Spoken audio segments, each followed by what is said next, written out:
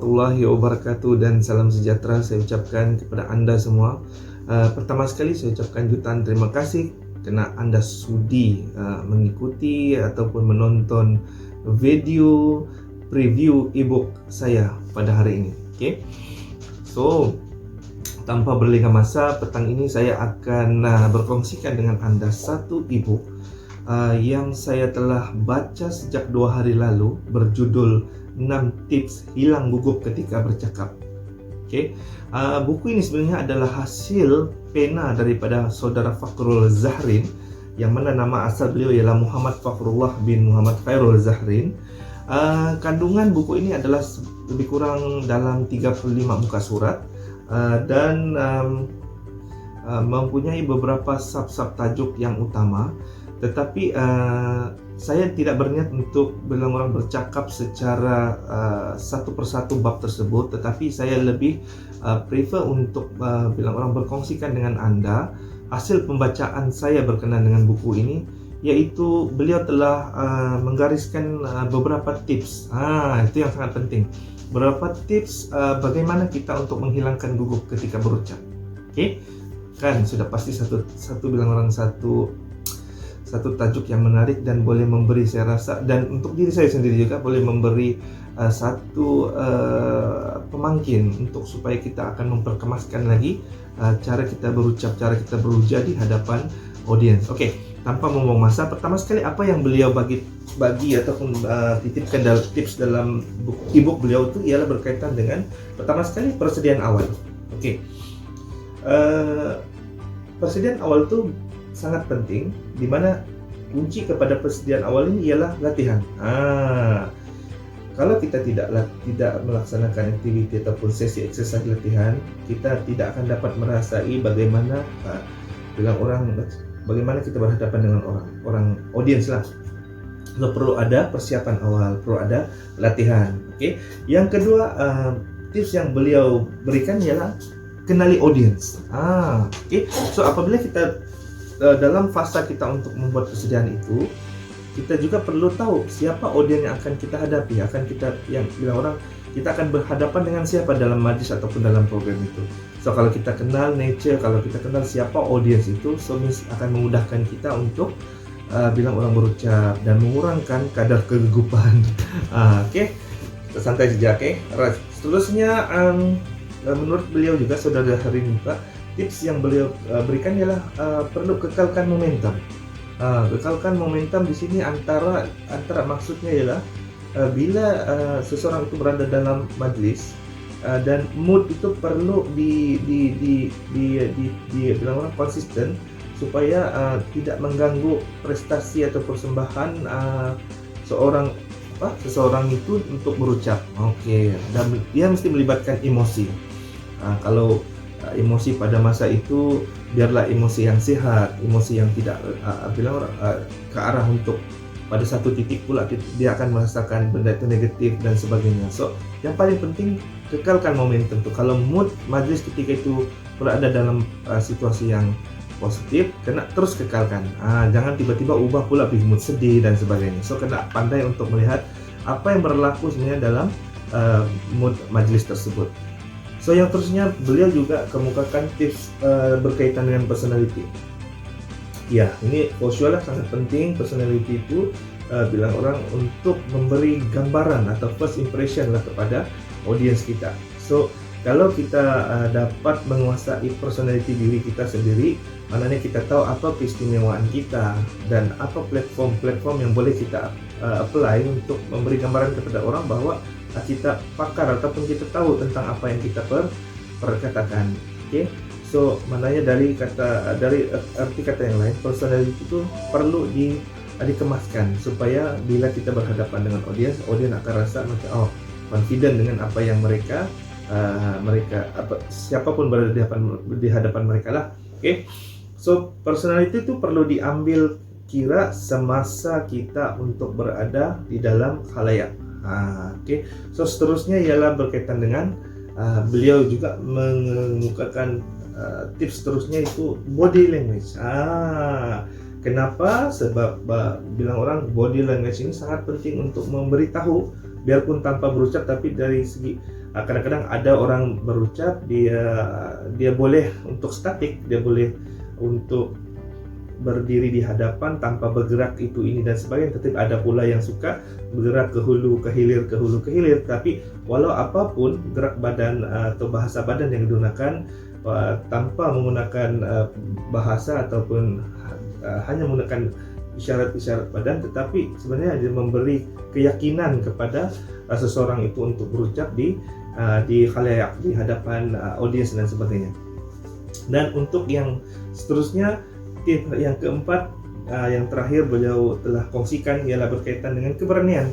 So macam manapun di hujungnya ialah bila kita sudah buat persiapan awal, bila sudah kita mengenali siapa audiens kita, bila sudah kita kekalkan momentum kita dalam satu majlis atau program yang kita hadiri itu, dan juga bagaimana kita develop personality kita, dan akhirnya kita terjemahkan melalui sama ada bahasa badan tanpa berisyarat dan sebagainya.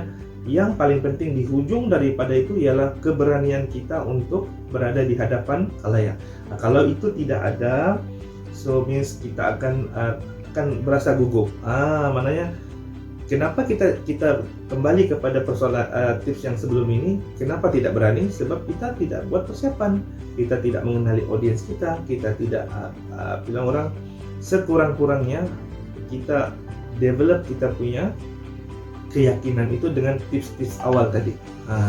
So itu yang saya nampak lah, apa yang saya rasa kita perlu, bukan sejak Anda semua tapi saya juga sendiri perlu mengaplikasikan, perlu apply lah, kita perlu menggunakan tips-tips beliau ini sebagai panduan untuk kita bilang orang, supaya bila kita berada di hadapan di khalayak tidak akan gugup bercakap dan akan rasa confident, dan bilang orang sudah pasti bila kita membuat persiapan awal dan sebagainya, so kita akan rasa di ujung itu keberanian itu akan timbul. Dan jangan takut kepada kegagalan. Bila kita gagal untuk berucap dengan baik dan sebagainya, dia sebenarnya adalah satu guru yang sangat berharga untuk kita terus memperkemaskan atau menambah baik gaya penyampaian kita berucap di hadapan. Okay? So apa yang saya dapat rumuskan di sini ialah, bila tengok tips yang dikemukakan oleh saudara Fakhrul Zahrin, kan? So maknanya ada perkara yang penting, yaitu sebelum, semasa dan selepas. Okay, kenapa saya rumuskan begitu? Maknanya bila kita bercakap tentang tips tadi, 6 tips tadi itu kita boleh klasifikasikannya kepada kluster-kluster. Pertama, persiapan kita sebelum. Adakah kita sudah bersedia? Adakah kita betul-betul sudah untuk berada di khalayak itu, ataupun bilang orang terjun begitu saja dan terus berucap dan sebagainya? Sudah pasti kalau benda ini tidak diambil kira akan memberi kesan kepada emosi. Mungkin kita akan bilang orang kadang-kadang emosi pun tidak menentu, kita akan rasa bila bercakap kita rasa kita lebih rendah daripada orang lain dan sebagainya. So bila kita melihat tips yang diberikan tadi itu, for sure lah, maknanya sebelum kita berada di lapangan ataupun lapangan khalayak itu, persiapan itu paling penting, sangat penting. Okay? Jangan abaikan benda-benda asas. Okay? Benda asas seperti latihan dan sebagainya, melatih dan terus latih sama dan berlatih depan cermin kah, and so on dan sebagainya. Tetap pulang, yang penting ada latihan sebagai asas persediaan awal Anda semua untuk berhadapan di khalayak. Kemudian dari segi pada ketika itu, semasa. So apa yang perlu kita penuhi di sana adalah skill. Okay? Kemahiran, set of skill kita, kemahiran kita, macam mana kita macam kita tadi kekalkan momentum. Takkanlah time-time dalam keadaan yang nature happy, kita tukar mood pula kepada yang sedih dan lawak dan sebagainya. Mungkin tidak salah lawak lah, maksudnya mood itu biar dia konsisten, dia tu tidaklah on off. Maknanya bila apa yang saya faham dengan tips yang dibagi oleh saudara Fakhrul ini, bila kita berada di dalam majlis tersebut tu biarlah daripada awal sehingga akhir itu tidak ada elemen-elemen yang mengganggu emosi, khususnya audiens yang akan bukan saja diri kita juga, tetapi audiens yang kita sedang berhadapan dan sebagainya. Okay, dan selepas daripada itu juga seperti saya maklumkan tadi, bila kita ada, sebelum itu kita ada persediaan, dan semasa itu kita ada level of confidence kita tinggi dengan skill dan kemahiran kita ada dengan platform yang kita boleh gunakan untuk kita show off, untuk kita tunjukkan kepada audiens kita, dan juga akhirnya keberanian itu sangat penting. Gila. Kemampuan bercakap itu ataupun komunikasi bercakap itu sebenarnya boleh dibentuk dan dibimbing, dan juga diterjemahkan melalui tingkah laku, asalkan ada sifat berani. Okay?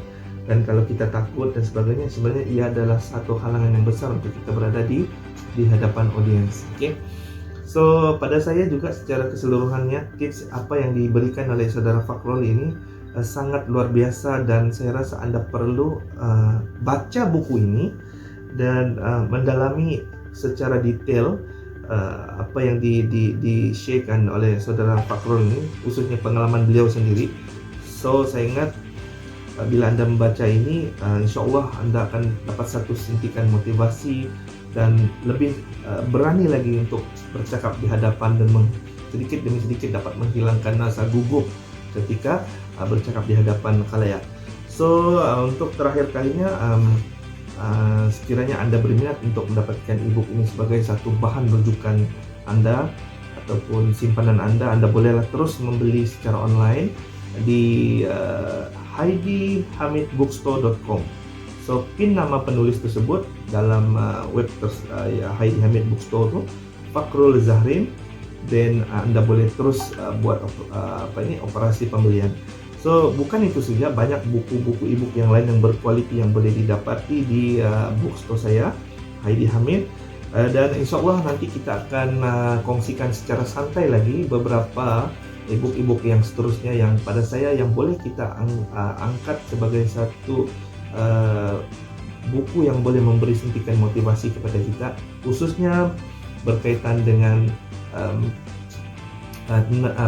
berkaitan dengan bagaimana kita untuk meningkatkan tahap keyakinan kita bila berhadapan di khalayak. So itu saja daripada saya pada kali ini. Semoga apa yang saya kongsikan secara santai ini dapat memberi manfaat kepada Anda semua, dan seperti yang saya maklumkan tadi, jika Anda berminat untuk mendapatkan ebook ini, so rajin-rajinlah ke HaidiHamidBookstore.com untuk mendapatkan buku ebook Fakrul Zahrin bertajuk 6 tips hilang gugup ketika berucap, dan juga banyak buku-buku atau ebook yang lainnya ada di sana. Sekian itu saja daripada saya. Assalamualaikum warahmatullahi wabarakatuh.